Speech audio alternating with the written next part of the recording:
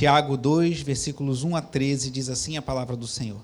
Meus irmãos, vocês não podem ter fé em nosso Senhor Jesus Cristo, o Senhor da glória, e ao mesmo tempo tratar as pessoas com parcialidade.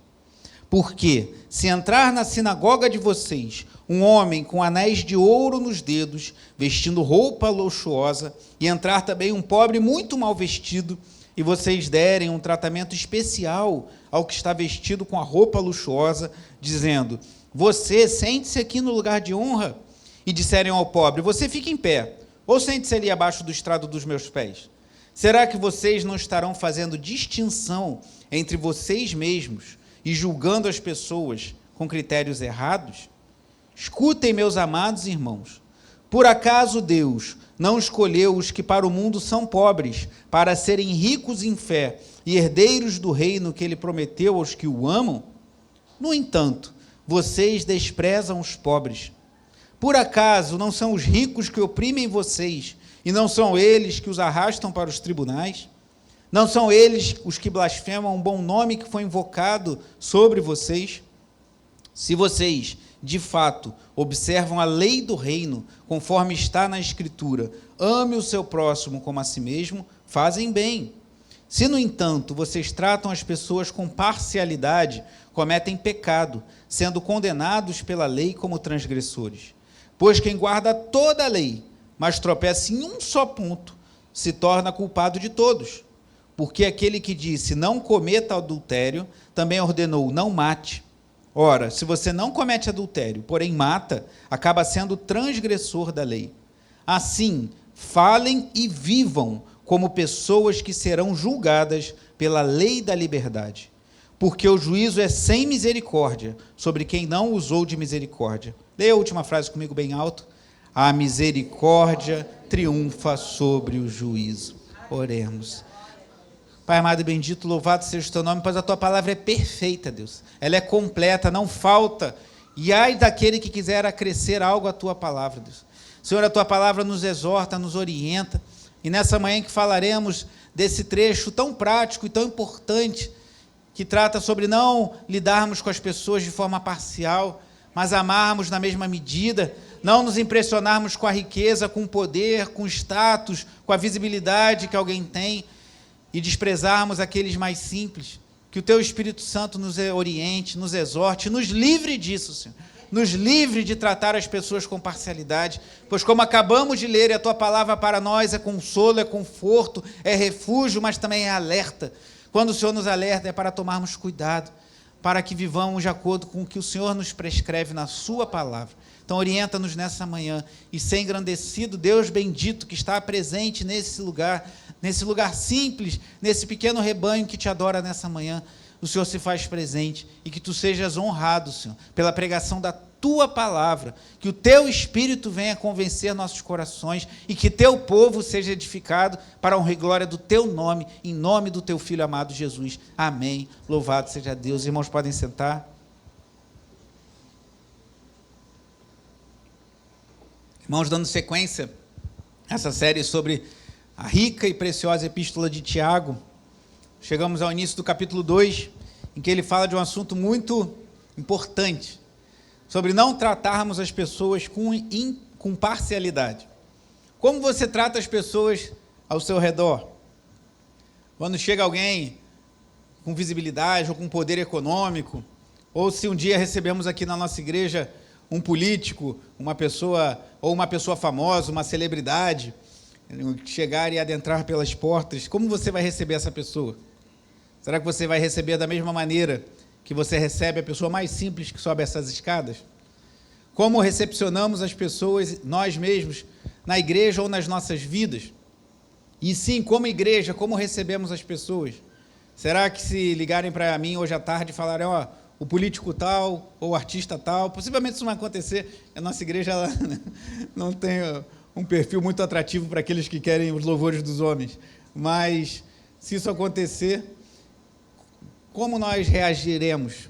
Se adentrar pelas portas, subir essa escada, um político poderoso, isso eles vão tentar fazer ano que vem, certamente, mas a nossa igreja ela separa bem a questão política não nos envolvemos em assuntos partidários, entendemos que o cristão deve se envolver ativamente com política no sentido de ter uma voz de denúncia contra os pecados da cultura, de anunciar o reino de Deus, né? Aproveitando e fazendo uma propaganda, os irmãos, passei nos grupos, eu tive a honra e a alegria de ter o artigo que eu escrevi sobre aborto, que eu apresentei aqui para os jovens, publicado numa revista eletrônica de teologia da Edições Vida Nova. Então está aí no boletim, o nome é Teologia Brasileira, se você quiser conferir.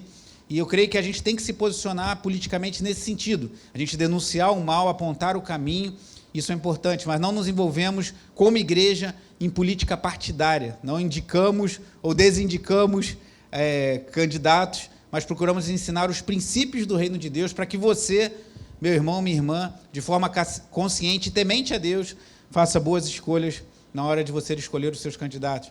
Mas se subir um homem aqui poderoso, ou uma mulher, uma celebridade, como você receberá na igreja? E subir uma pessoa simples, sem posses, às vezes mal vestida, às vezes exalando um cheiro não muito agradável, como será recebida por nós? É exatamente sobre isso que Tiago fala nesse trecho que estamos lendo nessa manhã, sobre não fazermos acepção de pessoas. Eu queria trazer 3 vezes aqui dois conceitos que são colocados em confronto aqui. Tiago fala de 2 tratamentos distintos. Tratamento aqui não é tratamento de saúde, mas tratamento dado a uma pessoa. 2 formas de tratar pessoas que chegavam à igreja. 2 critérios distintos para você separar as pessoas ou tratar as pessoas. E 2 respostas distintas. Então, 2 tratamentos distintos, versículos 1 a 4. 2 critérios distintos, versículos 5 a 7. E 2 respostas distintas, versículos 8 a 13 do capítulo 2 de Tiago. Primeira coisa, versículo 1, 2 tratamentos. Tiago diz assim: meus irmãos, vocês não podem ter fé em nosso Senhor Jesus Cristo, Senhor da glória, e ao mesmo tempo tratar as pessoas com parcialidade. Tiago aqui é enfático. Ele fala, não pode nós termos fé em Jesus, que é o Senhor da glória, e tratarmos pessoas de formas diferentes. Claro, um parêntese seja feito aqui, existem situações, como nós vemos nas próprias Escrituras, em que pessoas serão exortadas, existem situações que oportunistas chegam à igreja. Uma vez um homem chegou aqui, ficou pedindo recursos, pedindo alimentos e tudo, e depois veio com a esposa, e depois um diácono da igreja entrou em contato com a esposa disse que esse homem pegava esses recursos e vendia para usar drogas, e a esposa dele passando por uma situação difícil de saúde, carecendo de uma série de cuidados, reclamou com esse diácono que teve contato com ela, que esse homem vendeu tudo que tinha em casa, vendeu televisão, vendeu um monte de coisa, e a mulher precisando de recursos, mulher passando por tratamentos médicos, ele vendeu tudo para usar drogas e meteu o pé, deixou a mulher na pior. E esse sujeito um dia apareceu novamente aqui na igreja. Até falei para o diácono, não, deixa que eu vou falar com ele. E botei ele para correr. Porque um homem desse é um oportunista, um homem desse é um homem que tem que ser exortado e tem que ser colocado para fora. Não apareceu no culto, não. Se ele quisesse prestar culto, poderia vir, ficasse quietinho na dele, poderia prestar culto, ou ouvir a palavra de Deus, quem sabe se convertesse. Mas ele chegou ali para pedir algumas coisas, eu falei, mas falaram isso. Ainda bem que esse diácono especial não estava nesse dia, porque senão acho que ele ia ter uma reação mais enérgica do que eu. Mas existem oportunistas, existem pessoas que claramente o Espírito Santo te dá um discernimento que está querendo se aproveitar da boa vontade das pessoas. Eu lembro que na freguesia, muitos anos atrás, teve um homem que chegou, assim, um homem já, devia ter mais de 30 anos, ou quase 40, e ele chegou e começou a se aproximar de umas irmãs para pedir uma coisa ou outra. O pastor Roberto, vocês lembram? O pastor Roberto rapidamente deu um corte. Não estamos falando disso, irmãos. Não estamos falando de pessoas que a igreja tem que, às vezes, exortar, às vezes alertar, às vezes até mandar para voltar de onde veio, para preservar o povo da igreja, porque nós precisamos preservar uns aos outros. Não é isso. São pessoas que estão adentrando a igreja e que podem receber um tratamento diferente. Ou nós, em nossa vida, fazemos acepção de pessoas. Uma pessoa que nós gostamos, que está dentro daquilo que nós admiramos, ou que tem algo que pode nos beneficiar, a gente trata com maior carinho, com maior amor, e outro que não pode te dar nada, você trata com desprezo, não dá muita atenção. É exatamente isso que Tiago fala no primeiro versículo. Nós, tendo fé em Jesus Cristo, Senhor da glória, não podemos tratar as pessoas de forma parcial. E aí ele dá um exemplo, que é uma ilustração, é um exemplo hipotético. Não necessariamente isso tenha acontecido, mas pelo que a gente vai ver no desenrolar da história, pode ser que isso tivesse acontecido ou que tenha acontecido na reunião daqueles irmãos que, como temos visto nas mensagens anteriores, eram cristãos de origem judaica. Possivelmente ele escreveu aqui a cristãos de origem judaica que estavam espalhados pelo Império Romano naquela época. Como vimos no primeiro versículo do capítulo 1, que fala as 12 tribos que se encontram na diáspora, na dispersão. E aí ele dá um exemplo, versículo 2. Por quê? Se entrar na sinagoga, a sinagoga aqui é no sentido de reunião, né? Era um termo usado para a reunião dos judeus, onde eles se reuniam, e não tem problema nenhum Tiago continuar usando esse termo, até porque os primeiros cristãos se reuniam nas sinagogas. Porque se entrar na sinagoga de vocês um homem com anéis de ouro nos dedos, vestindo roupa luxuosa, e entrar também um pobre muito mal vestido, e vocês derem um tratamento especial ao que está vestido com a roupa luxuosa, dizendo, preste atenção no que a igreja está falando para o rico, cheio de anéis. Naquela época os anéis tinham um significado de poder, então dizem que tinham, um certo historiador dizem que tinham homens que andavam com mais de um anel em cada dedo, para mostrar que tinha muito poder. Então, com vários anéis, assim, vários dedos cheios de anéis, era uma forma de você mostrar que você tinha poder, tinha dinheiro. Então, entrou o homem com roupas luxuosas, cheio de poder, e olha como a igreja trata esse homem, na ilustração aqui de Tiago, ainda no versículo 3. Você sente-se aqui no lugar de honra, e disserem ao pobre, você fica em pé, ou sente-se ali embaixo do estrado dos meus pés. Sentar embaixo do estrado dos meus pés pode ter o sentido de sentar no chão. Então imagina, entra um homem aqui com um terno bonitão, todo arrumado, todo alinhado, muito bem vestido, a esposa ao lado, com uma roupa muito cara, muito bem vestida, talvez alguém que você sabe que tem muito dinheiro ou que tem visibilidade, essa pessoa entra pela igreja, você fala, não, por favor, que os senhores sentem aqui à frente, não senta desse lado não, que o ar-condicionado é meio forte, pode cair na sua cabeça, te incomodar, senta aqui, esse banco está, a gente tem os bancos que estão precisando de um ajuste, irmãos, a gente vai ajustar, esse banco aqui, ele está sambando, para o senhor não ficar sambando no meio do culto, eu tenho esse banco aqui, que é um banco que não samba, é um banco menos pentecostal, ele é mais calminho, mais comedido. Então esse é o melhor banco da igreja, o estofado está inteirinho, está novinho, se eu quiser até arrumar uma almofada para o senhor se sentir mais confortável, e bota aqui na frente, tá bom, aqui quer uma aguinha, não, mas não pode servir água no tempo, mas para o senhor pode, porque o senhor está tão bonito assim. E aí chega alguém mal vestido, alguém, você fica sentado, fica lá atrás, fica depois do blindex, fica lá atrás, e se não tiver bom para você, a igreja está cheia, senta aqui no chão, ali do lado senta mais para lá para não aparecer na câmera. É mais ou menos isso que o Tiago está fazendo. E que é uma ilustração, uma situação hipotética, mas quem sabe, quiçá estivesse acontecendo lá naquela igreja. E ele fala, versículo 4, será que vocês não estarão fazendo distinção entre vocês mesmos e julgando as pessoas com critérios errados? Então, primeiro ponto, 2 tratamentos. Aquele que tem poder econômico, aquele que tem, talvez, poder de fazer algo por você ou pela sua igreja, você trata bem, você trata cheio de lisonjas, trata cheio de cuidados, deixa a pessoa muito à vontade. E aquele que não pode fazer nada, que talvez seja uma pessoa digna, trabalhadora, que está passando por um momento difícil.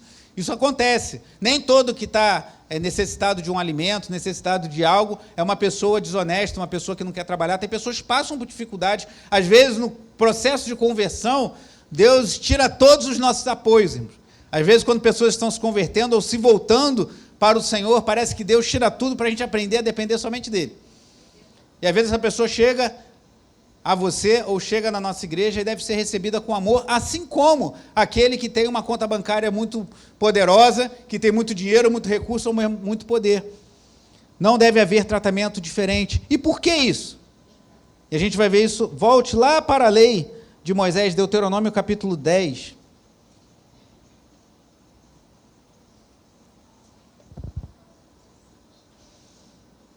Deuteronômio capítulo 10.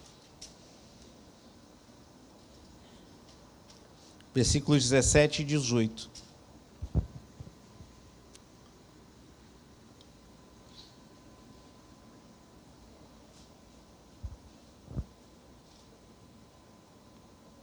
Deuteronômio 10, versículos 17 e 18, diz assim, Pois o Senhor, o Deus de vocês, é o Deus dos deuses e o Senhor dos senhores, o Deus grande, poderoso e temível, que, leia essa última frase comigo, não trata as pessoas com parcialidade, nem aceita suborno.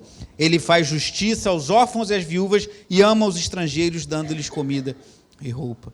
Muitos adeptos da teologia da prosperidade tentam subornar a Deus, mas saibam eles que Deus não aceita suborno. Deus não é como algumas autoridades do nosso país que aceitam suborno, ele não aceita suborno. E ele não faz acepção de pessoas, Deus não trata as pessoas de forma parcial. E ele fala aqui no versículo 18 sobre órfãos e viúvas, que foi o último assunto, o versículo anterior do que lemos aqui, lá em Tiago, depois a gente vai voltar e ver, que Tiago fala, como eu falei na mensagem anterior, que a verdadeira religião sem mácula é cuidar dos órfãos e das viúvas e guardar-se incontaminado do mundo. Então Tiago está no mesmo assunto aqui que nós vimos em Deuteronômio. Deus não faz acepção de pessoas. Vá para Levítico capítulo 19, e talvez tu pense, Deus sempre privilegia o pobre, Deus sempre, em qualquer circunstância, essa pessoa é pobre, ela tem um privilégio diante de Deus. Volte um pouquinho para Levítico 19, que a gente vai ver que não é bem assim. Levítico capítulo 19.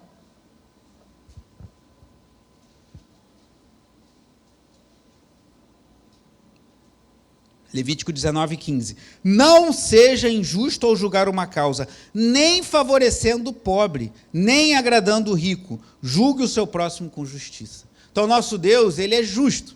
Então, se o pobre fizer algo que ele mereça punição, ele vai receber a sua punição, salvo se ele tiver alguma ação de misericórdia. Então, Deus, ele fala de nós tratarmos as pessoas com parcialidade, não quer dizer que, por conta disso, quem for pobre, isso é muito forte na nossa cultura brasileira, uma cultura de vitimismo. Ah, mas eu passei a dificuldade, não sei. Vai trabalhar, mas eu não consigo. Por que você não consegue? Todo mundo consegue.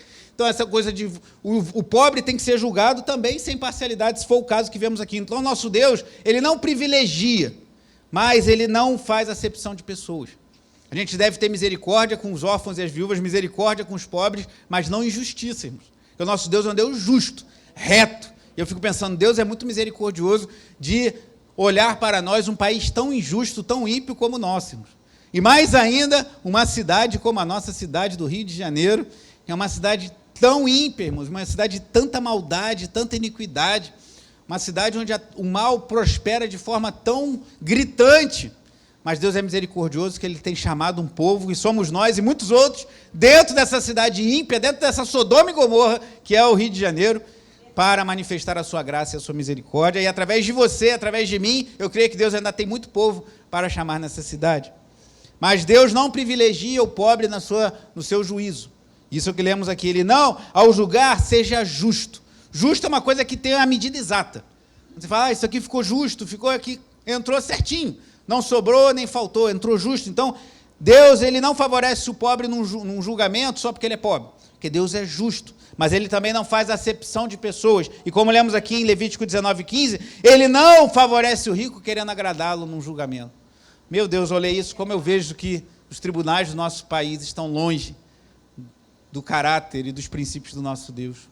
Como vemos tantos julgamentos favorecendo o rico, favorecendo os poderosos, e muitas vezes oprimindo os pobres. E certamente isso não agrada a Deus. Mas nós temos que nos levantar e pregar o Evangelho, anunciar a Cristo e pedir a Deus ter a misericórdia do nosso país. Mas voltando lá para Tiago. Então, dois tratamentos distintos. Tiago apresenta aqui uma situação em que o rico é tratado com muita deferência no meio do povo, é tratado de forma muito honrosa no meio da igreja, e o pobre fica em pé lá atrás. Então, senta aqui no chão. Mas fica... Já se sinta bem de você ter um chão para sentar. Quase assim. E não deve ser assim, termos tratamentos distintos às pessoas por causa do seu poder econômico. Porque Cristo quebrou todas as barreiras, irmãos. Barreiras raciais, barreiras étnicas, barreiras entre homens e mulheres, barreiras de toda a ordem foram quebradas pelo nosso Senhor e Salvador Jesus Cristo. Mas após falar dois tratamentos, Tiago fala de dois critérios, a partir do versículo 5. Escutem, voltando lá para Tiago 1,5, escutem, meus amados irmãos, por acaso Deus não escolheu os que para o mundo são pobres, para serem ricos em fé e herdeiros do reino que ele prometeu aos que o amam? que pode gerar uma dúvida, mas será que o Tiago está falando que todo pobre vai ser salvo? Ou que somente serão salvos pessoas pobres? Então, talvez você pense assim, se eu tenho um pouquinho de dinheiro, e essa questão de pobreza e riqueza é meio relativo, né? Porque, de repente, você tem uma vida que para você é simples, mas aos olhos de quem é mais simples que você é muito rico. E para quem tem muito mais recursos que você é um pobrezinho, né, que tem uma situação muito, muito difícil. Então, será que é isso que Tiago está querendo dizer, ao dizer que Deus escolheu os que para o mundo são pobres, para serem ricos em fé e herdeiros do reino que ele prometeu aos que o amam? Eu creio que a gente consegue esclarecer essa dúvida indo lá para 1 Coríntios, capítulo 1. Volte na sua Bíblia, algumas páginas, para a Epístola de Paulo aos Coríntios. Paulo e Tiago não brigam, a gente vai ver isso na próxima mensagem. Mas as suas mensagens são a mesma pregação do Evangelho do Senhor. A gente vai ver como as mensagens de Tiago e Paulo, na mensagem seguinte, falando sobre fé e obras, não são conflitantes, mas são, poderíamos dizer assim, complementares. 1 Coríntios, capítulo 1.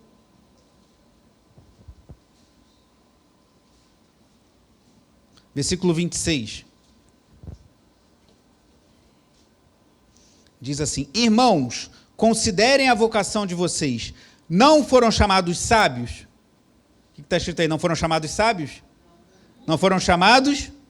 Muitos sábios, segundo a carne. Nem poderosos? Nem muitos poderosos. Nem de nobre nascimento? Não, nem muitos de nobre nascimento. Deixa eu ler direito agora. Não foram chamados muitos sábios, segundo a carne, nem muitos poderosos, nem muitos de nobre nascimento.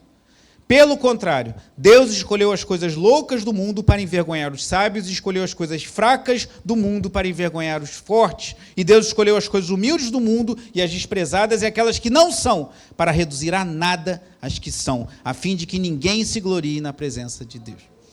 Então, o que ele está falando? Não quer dizer que Deus só escolheu pessoas pobres, ou só escolheu pessoas que não têm poder, ou só escolheu pessoas que não são de nobre nascimento. Inclusive, eu li num livro, não lembro em qual, que uma mulher da nobreza inglesa, salvo engano, disse que esse versículo trazia muita paz ao seu coração, porque justamente Paulo, inspirado pelo Espírito Santo, fala que não chamou muitos de nobre nascimento, mas se não chamou muitos, é que chamou alguns. E ela falou, glória a Deus que eu estou entre esses alguns.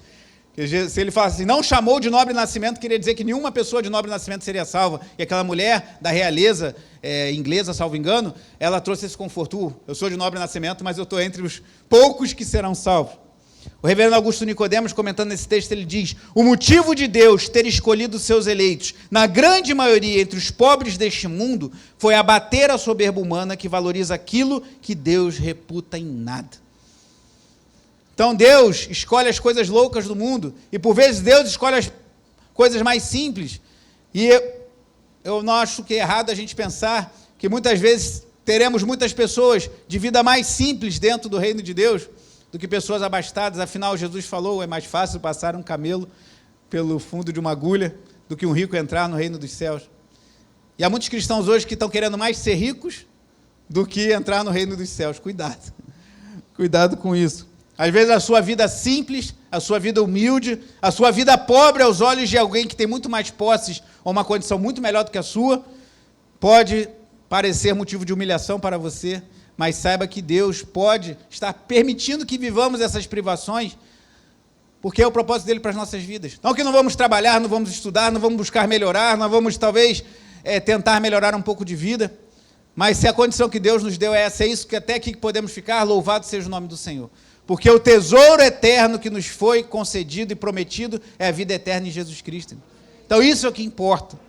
E o que vemos aqui, Tiago e Paulo falando também, é que Deus escolheu as coisas loucas do mundo. Então, às vezes você vai ver muito mais pessoas simples, economicamente, culturalmente, sem ser de nobre nascimento, com temor e amor ao Senhor, do que entre os ricos. E eu posso dar um testemunho pessoal sobre isso.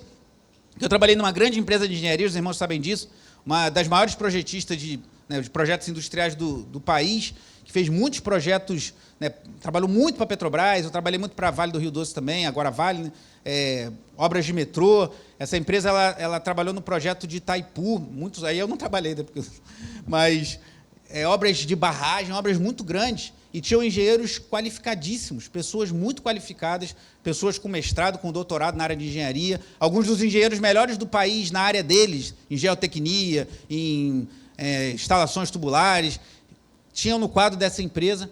e eu tive a honra de trabalhar ali, mas eu vi, irmãos, como no meio dos ricos, dos poderosos, dos sábios desse mundo, há pouco clamor por Deus. Como era difícil pregar o evangelho ali, como era difícil anunciar o evangelho, como era difícil falar do amor de Deus. E às vezes eu via alguém trabalhando numa função mais simples no prédio, trabalhando numa função mais simples no escritório, e que estava ouvindo o seu louvor, que estava sedento por Deus. Parece que a glória dos homens cega seus olhos para a necessidade de um Salvador. Então, não me surpreende que Tiago fale isso, que Deus escolheu os pobres para o mundo. E certamente aqui também podemos pensar dos pobres de espírito, as pessoas que, por mais que tenham algum valor material, tenham algum bem, reconhecem-se necessitados de um Salvador, para confundir a mente dos homens. Voltando lá para Tiago 1, versículo 6. Então Deus escolheu, em sua maioria, pessoas simples aos olhos do mundo. Mas no versículo 6 ele diz: no entanto, vocês desprezam os pobres.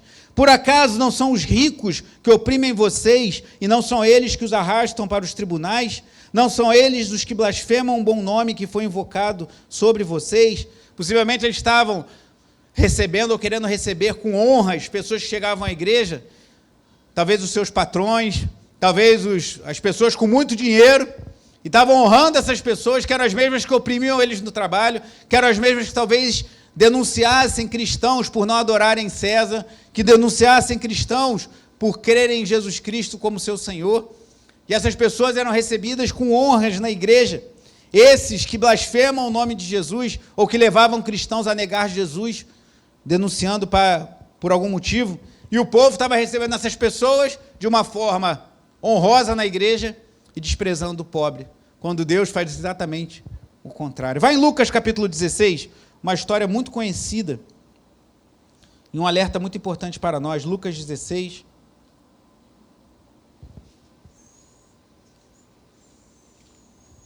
a partir do versículo 19, a parábola do rico e Lázaro. O nome do rico? Não sabemos. Mas do mendigo era Lázaro. Lucas 16, a partir do verso 19. Ora, havia certo homem rico, que se vestia de púrpura e de linho finíssimo, e que se alegrava todos os dias com grande ostentação. Havia também certo mendigo, chamado Lázaro, coberto de feridas, que ficava deitado à porta da casa do rico. Ele desejava alimentar-se das migalhas que caíam da mesa do rico, e até os cães vinham lamber-lhes as feridas. E aconteceu que o mendigo morreu, e foi levado pelos anjos para junto de Abraão. Morreu também o rico e foi sepultado. No inferno, estando em tormentos, o rico levantou os olhos e viu ao longe Abraão e Lázaro junto dele. Então, gritando, disse: Pai Abraão, tenha misericórdia de mim e mande que Lázaro molhe a ponta do dedo em água e me refresque a língua, porque eu estou atormentado neste fogo. Mas Abraão disse: Filho, lembre-se de que você recebeu os seus bens durante a sua vida, enquanto Lázaro só teve males. Agora, porém, ele está consolado aqui, enquanto você está em tormentos. Só até aí. Irmãos, tem muitos cristãos hoje que estão querendo a glória do rico e não o futuro de Lázaro. Cuidado com isso, irmãos. O rico, aos olhos do homem, tinha tudo. Púrpura, comia do melhor, e ele mendigando Lázaro à porta dele por migalhas que caíam de suas mesas. Quando vira o jogo e eles passam pela morte, está o rico no inferno, mendigando um pouco de água, tamanho os tormentos que ele sofria. Cuidado, meu irmão. Não estou falando que você não tem que trabalhar, não tem que prosperar. Se você tem condições de dar uma condição melhor para sua filha, para a sua família, desde que isso não se torne uma idolatria, ou que você não tenha tempo para a sua família, para cultuar ao Senhor, faça isso, prospere, avance. Nós temos que avançar e alcançar pessoas que talvez você, com a sua prosperidade, vai poder alcançar. Não estou falando que é pecado você adquirir riquezas desde que não se torne um ídolo, mas não cobice a riqueza desse mundo. Pois vimos um exemplo aqui na parábola de Jesus, de um homem que era muito rico e que ao seu fim recebeu somente males. E um homem que sofreu muitos males, Lázaro, e ao seu fim estava no seio de Abraão. Voltando a Tiago 2. Então, vimos dois tratamentos, o rico sendo tratado com honrarias na igreja e o pobre sendo desprezado. Dois critérios distintos. O critério divino não olha para a conta bancária, não olha para as vestes, não olha para a nobre nascimento, ascendência de alguém, mas olha para o nosso coração quebrantado diante dele. E o critério humano, que se impressiona com o que vê. Lembra quando Deus mandou que Samuel ungisse Davi, que ele viu todos os irmãos e ninguém, Deus falou, não é esse, não é esse, não é esse. Você não tem mais nenhum filho? E ele falou, tem um lá no campo. E lá 1 Samuel 16:7 fala o quê? Porque Deus, o homem vê o exterior, mas Deus vê o coração. E Davi era um homem segundo o coração de Deus. Então não se impressione com aquilo que é impressionante aos olhos dos homens. E o terceiro e último ponto, duas respostas distintas, versículo 8. Se vocês de fato observam a lei do reino, conforme está na Escritura, ame o seu próximo como a si mesmo, fazem bem. Curioso que Tiago chama de lei do reino. Muitas pessoas fazem uma descontinuidade entre Antigo e Novo Testamento, que não é bíblica. Tem coisas que realmente cessaram no Antigo Testamento, mas muitas coisas continuaram. Ele chama de lei do reino e ele cita uma lei do Antigo Testamento. Ame a seu próximo como a si mesmo, foi citado por Jesus, mas está lá em Levítico 19:18. Então ele fala, a lei do reino não tem descontinuidade total com a lei do Antigo Testamento. Então, se vocês observam a lei do reino, a lei de Deus, conforme está na Escritura, ame o seu próximo como a si mesmo, fazem bem. Verso 9, se no entanto, vocês tratam as pessoas com parcialidade, cometem pecado, sendo condenados pela lei como transgressores. Pois quem guarda toda a lei, mas tropeça em um só ponto, se torna culpado de todos. Porque aquele que disse, não cometa adultério, também ordenou, não mate. Ora, se você não comete adultério, porém mata, acaba sendo transgressor da lei. Então a lei de Deus ela é completa, irmãos. E não podemos nos justificar da lei, porque um momento ou outro nós vamos cair em algum deles. Se quiser, faça um teste com os 10 mandamentos. Medite em cada um deles e veja se você não vai se sentir em falta com um ou outro, ou com muitos, que somos falhos e pecadores. Ou leia mais sobre a lei de Deus, leia o livro de Deuteronômio, leia o livro de Levítico. Eu sei que tem aquelas partes higiênicas e de alimentos que tinham princípios que não são válidos para nós hoje, mas que nos ensinam, porque a palavra de Deus toda é útil para nós. Mas reflita se nós não estamos continuamente em falta com Deus. E se tropeçarmos num ponto, irmãos, já estaremos condenados, pois o legislador é o mesmo. O mesmo legislador que é Deus, que falou não mate, falou não adulteres, que falou honra pai e mãe, que falou não dê falso testemunho, que falou não cobiçarás a casa do seu próximo, os bens do seu próximo, a mulher do seu próximo. Então, mesmo que disse para não matarmos, para não adulterarmos, disse para não cobiçarmos, disse para honrarmos a ele em primeiro lugar. E Jesus pegou isso lá em Mateus 5 e aprofundou, pois ele disse que se você olha para uma mulher com intenção impura no seu coração, você já adulterou. Ele pegou o 10º mandamento, que é o não cobiçarás, e mesclou com o 7º mandamento, não adulterarás, porque quando a gente olha com desejo impuro, no nosso coração nós já estamos pecando. Quando nós odiamos alguém, nosso coração é como se nós pudéssemos matar aquela pessoa, já estamos pecando. E Tiago faz uma interpretação parecida, pois ele fala, se tratarmos alguém com parcialidade, estamos em pecado. Mas você esteja na igreja, você leia a sua Bíblia, você ore, se você trata alguém com parcialidade, isso diante de Deus é pecado. Mas eu não matei ninguém, mas eu não sonego impostos, mas eu não falo mal de ninguém. Mas estaremos pecando diante de Deus ao tratarmos as pessoas de acordo com as suas posses, de acordo com o seu poder, com a sua cultura, e não de acordo com os critérios de Deus. Então, duas respostas. Como você responde à lei de Deus que nos ensina isso? Fazendo aquilo que Deus nos determina, não tratarmos as pessoas com parcialidade, ou pecando e tratando alguns com mais honrarias e outros com menos. Ele continua, versículos 12 e 13. Assim falem e vivam como pessoas que serão julgadas pela lei da liberdade. Que bonito isso. Tiago chama de lei do reino, lei da liberdade, dando ideia da grandeza da lei de Deus e como a lei de Deus em Cristo nos liberta dos pecados. E o versículo 13 é um alerta, porque o juízo é sem misericórdia sobre quem não usou de misericórdia. A misericórdia triunfa sobre o juízo. Jesus disse lá no Sermão do Monte, bem-aventurados os misericordiosos, porque encontrarão misericórdia. Então Deus nos chama a sermos misericordiosos como Ele é conosco. Porque nenhum de nós consegue cumprir a lei. Nenhum de nós cumpriu cada item da lei. E se nós falhamos em um item, já é suficiente para Deus nos condenar, porque Ele é santo, Ele é perfeito. Então Ele pode cobrar que sejamos perfeitos. Mas nenhum de nós consegue, então Ele é misericordioso conosco, Ele é compassivo conosco, que a gente deve ser com o próximo também, irmãos. Devemos amar o nosso próximo como a nós mesmos, e lembrar que a misericórdia triunfa sobre o juízo. Deus age assim conosco, e nós devemos agir assim também, uns para com os outros. Concluindo, como devemos tratar as pessoas? Como devemos receber as pessoas na igreja? Tanto individualmente como igreja. Tratar de forma imparcial. Chegou uma pessoa simples, mal vestida, passando por dificuldades, receba com a mesma alegria que você vai receber um político conhecido, uma celebridade, muito bem vestida, receba com a mesma alegria. Eu louvo a Deus porque, além dos irmãos que já fazem isso na igreja, independente do ministério, nosso serviço de culto, os irmãos que trabalham na recepção e as irmãs também, ministros e ministras, têm recebido as pessoas de forma muito calorosa, muito carinhosa. Eu tenho ouvido isso, esse testemunho dos visitantes, pessoas que têm chegado à nossa igreja, têm sentido amadas, acolhidas. Isso é muito importante.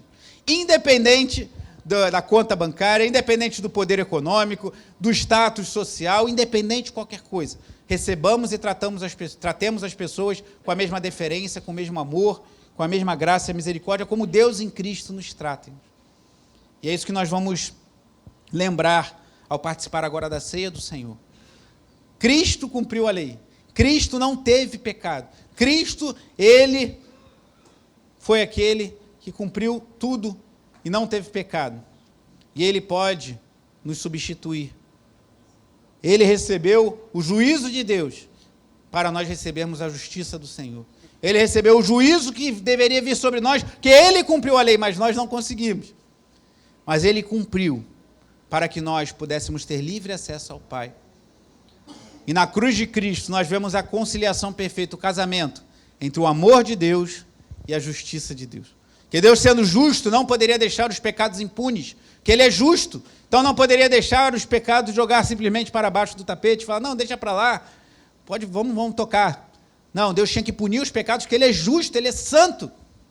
Mas Ele Ele nos ama, Ele queria nos salvar, Ele queria estender a sua destra de misericórdia sobre nós. Então o que Ele fez? Em Cristo, Ele julgou os pecados, que mesmo Ele não tendo pecado, Ele recebeu os nossos pecados, e aí Ele exerceu a sua justiça perfeita, e Ele abriu a porta da misericórdia para que nós entrássemos por ela.